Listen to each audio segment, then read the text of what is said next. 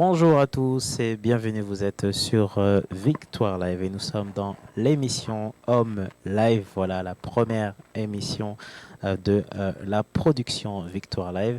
Et nous sommes avec, alors c'est une invitée, c'est une pasteur qui connaît très bien la maison. Bonsoir pasteur, comment allez-vous? Bonsoir, Frère David, bonsoir tous ceux qui sont en train de regarder cette émission. Je vais très bien et je suis dans la joie de pouvoir me connecter à vous ce soir. Amen, amen. Merci beaucoup pasteur. Kiminu Siende, alors pasteur, alors d'où venez-vous? On veut savoir, eh ben, vous êtes dans quelle ville précisément et d'abord quel pays? D'accord. Ben, je suis précisément à Bordeaux, Oui, Bordeaux de France, bien sûr, et plus précisément dans la ville de Bègle. Pour ceux qui connaissent Bordeaux, voilà, Bègle, un quartier sud de Bordeaux. d'accord. Alors il fait toujours beau à Bordeaux, Il pasteur? fait toujours beau à Bordeaux. Depuis lundi, il fait très beau. Ah, depuis lundi, il fait Et très même beau. dimanche dernier aussi.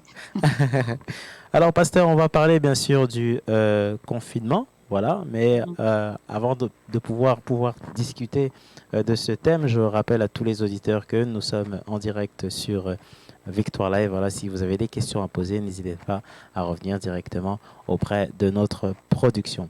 Alors, pasteur, comment se passe le confinement pour vous à Bordeaux? Le confinement se passe très très bien, par la grâce de Dieu. Je pense qu'il y a un moment où le Seigneur veut aussi que bon, on arrête tout et qu'on reconnaisse qu'il est Dieu, tout simplement.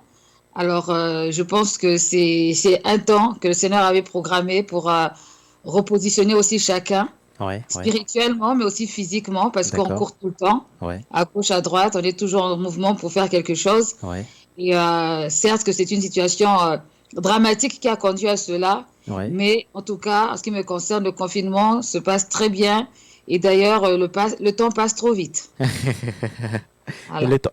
le temps passe de plus en plus vite, hein, pasteur, hein, C'est ça, franchement. le temps passe de plus en plus vite. C'est vraiment impressionnant. Oui. Alors, pasteur, dites-moi, comment se fait la connexion avec les frères et les sœurs de l'Église? Est-ce que vous faites des lives à côté sur votre page? Oui, alors la connexion se passe très très bien. La semaine dernière, j'ai fait pratiquement tous les jours un live.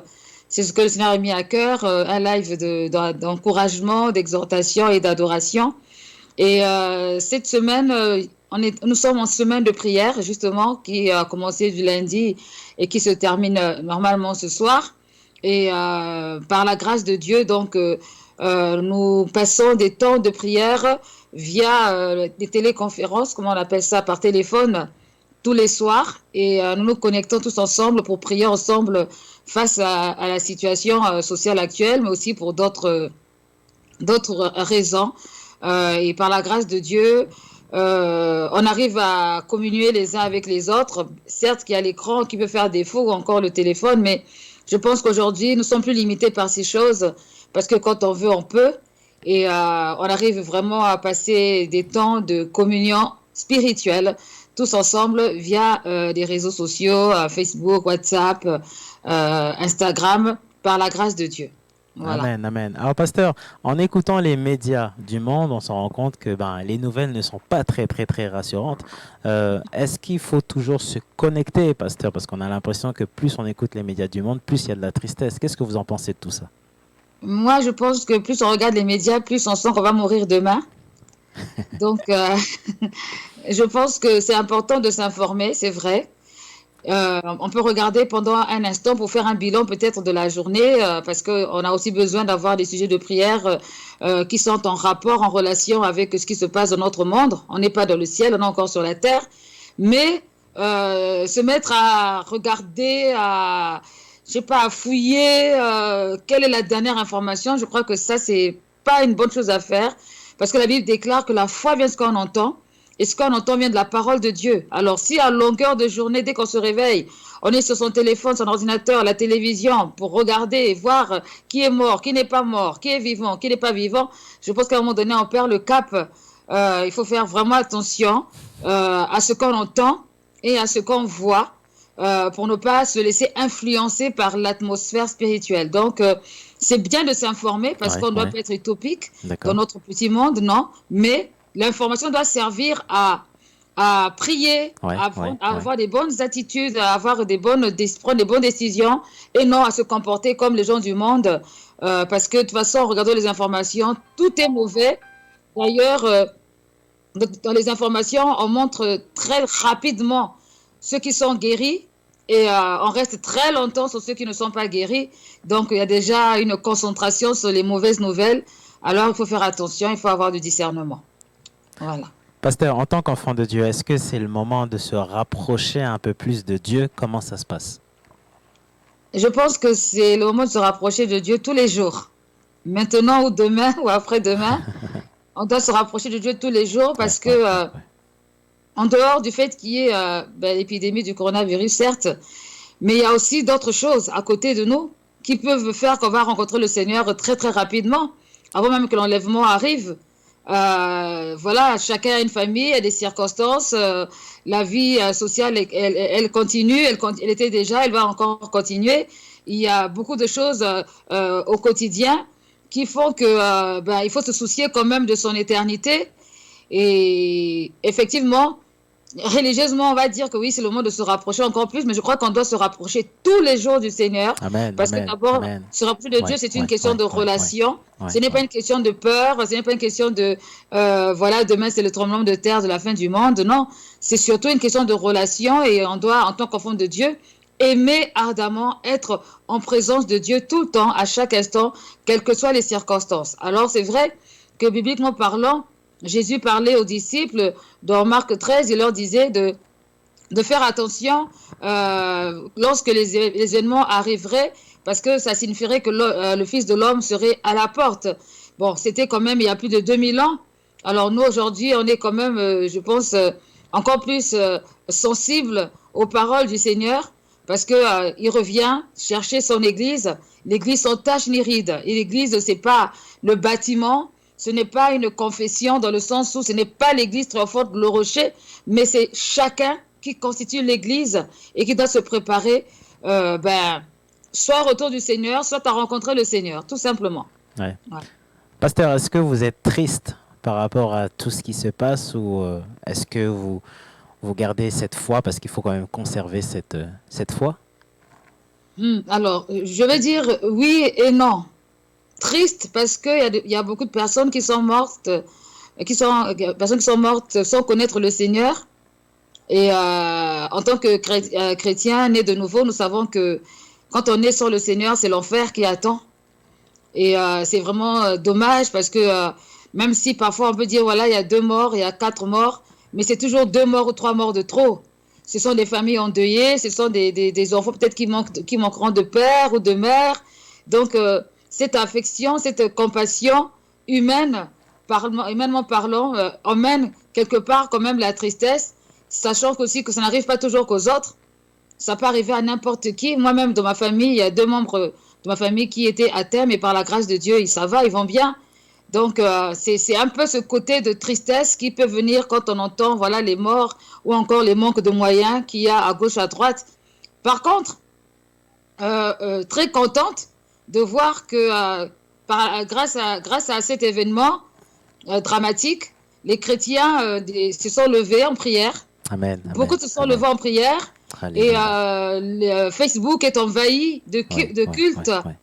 Vraiment, je glorifie le nom du Seigneur pour ça, parce que certains pensaient que pour voir le Seigneur, il fallait à tout prix être à côté du frère et de la sœur. Et puis, voilà. Et on a beaucoup critiqué justement des émissions comme des lives comme ça. Les gens disaient, oh là là, mais qu'est-ce que c'est que ça? C'est du n'importe quoi. Voilà. Mais je suis convaincue que si Jésus était à notre siècle, aujourd'hui, il aurait utilisé ces moyens sociaux pour atteindre des personnes parce que Dieu n'est pas limité. Et donc, je suis ravie de voir l'atmosphère spirituelle qui règne sur Facebook parce que, aux réseaux sociaux, parce qu'il y a peut-être quelques mois, c'était plutôt les scandales qui régnaient. Je crois que là, aujourd'hui, chacun s'est un peu repositionné. Donc, ma joie, elle est dans ce sens-là où vraiment, on réalise que Dieu, il est partout et toutes choses concourent au bien de ceux qui aiment Dieu. Et que, voilà, au travers de cette situation, il y a des familles qui sont restaurées, Ouais. il y a des familles, des personnes qui se parlent, qui ne se parlaient pas avant. Voilà, il y a des bonnes choses aussi, vraiment par la grâce de Dieu. La tristesse, elle est surtout pour les mauvaises choses, ceux qui sont dans les moments difficiles, des femmes battues, des enfants battus, encore des hommes maltraités, je ne sais pas. C'est plus dans ce sens-là. Mais spirituellement parlant, la foi, elle grandit parce que ça permet à l'Église, corps de Christ, de grandir, de comprendre que il va falloir à un moment donné se prendre en charge aussi et de continuer à vivre la vie chrétienne d'abord dans sa maison avec sa famille, ses enfants, son mari, ou si on est tout seul, avec, je sais pas moi, quelque chose enfin, des frères, des sœurs, même par réseau, pour voilà, grandir spirituellement. Amen. Voilà. Alors, pasteur, j'ai une autre question parce qu'il nous reste déjà 1 minute avant de clôturer cette émission. Je rappelle à tous les auditeurs et aux internautes que nous sommes en direct sur Victoire Live avec la pasteur Kiminou Siende de Bordeaux. Une pensée pour le corps médical parce que ils travaillent tous les jours, ils font des heures pas possibles. Est-ce que pour ceux qui nous écoutent ce soir, est-ce que vous avez une pensée à leur transmettre, pasteur? Amen, amen. Alors vraiment, le corps médical en premier, mais aussi tous ceux qui font encore fonctionner la société actuellement. J'ai une pensée vraiment spirituelle pour ceux qui sont nés de nouveau et ceux qui ne le sont pas.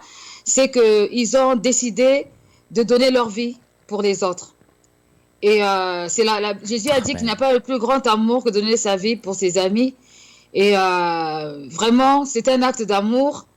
Et vraiment, je les bénis, je les encourage. Et je prie au nom de Jésus-Christ que beaucoup, ceux qui ne connaissent pas le Seigneur, puissent rencontrer le Seigneur, qu'ils soient vraiment fortifiés et aussi qu'ils continuent à faire attention pour ne pas se sentir, pas être contaminés. C'est pas facile, mais vraiment, voilà, ils sont pas seuls. On les encourage, on les aime et vraiment la main de Dieu est là. Même ceux qui ne connaissent pas le Seigneur, la Bible dit que Dieu fait pleuvoir sur le bon comme le méchant, quoi qu'il arrive. Dieu est là. Et ça ne va pas durer éternellement. Ça va aussi s'arrêter à un moment donné. Voilà un peu ce que j'ai envie de leur communiquer. Merci beaucoup, pasteur. Là, il me semble, pasteur, que vous avez un live tout à l'heure. Où est-ce qu'on peut vous suivre? Alors, oui, j'ai un live dans quelques minutes.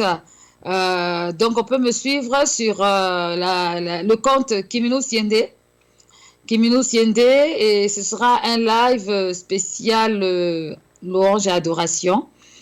Un temps de bénédiction. Autrement, si on veut me suivre aussi, on peut me suivre sur la chaîne YouTube Kim Danse la Joie ou encore sur la chaîne Pasteur Kiminou Siende qui vient juste de se créer pour un événement spécial dont on parlera plus tard. Plus tard. C'est une bonne nouvelle, hein, une très bonne nouvelle. C'est une très bonne nouvelle. C'est une très bonne nouvelle. Et aussi sur Instagram, toujours sur le nom de Kiminou Siende. Voilà, c'est là où on peut me trouver. Mais là dans peu de temps, dès qu'on se sépare, je me prépare pour le live spécial adoration et louange. Connectez-vous. Merci beaucoup, pasteur, d'avoir assisté à cette émission. Et quant à nous, on se retrouve une prochaine fois, voilà, pour d'autres émissions. Vraiment, soyez bénis, pasteur. Merci pour votre message. Hein. Merci beaucoup, que Dieu soit glorifié, que Dieu vous bénisse aussi et prenez soin de vous. Merci, voilà, nous étions en direct avec pasteur Kiminou Siende de Bordeaux. Voilà, retrouvez-nous donc demain pour un long programme, un week-end live où pour l'instant toutes nos émissions se feront bien sûr donc à distance.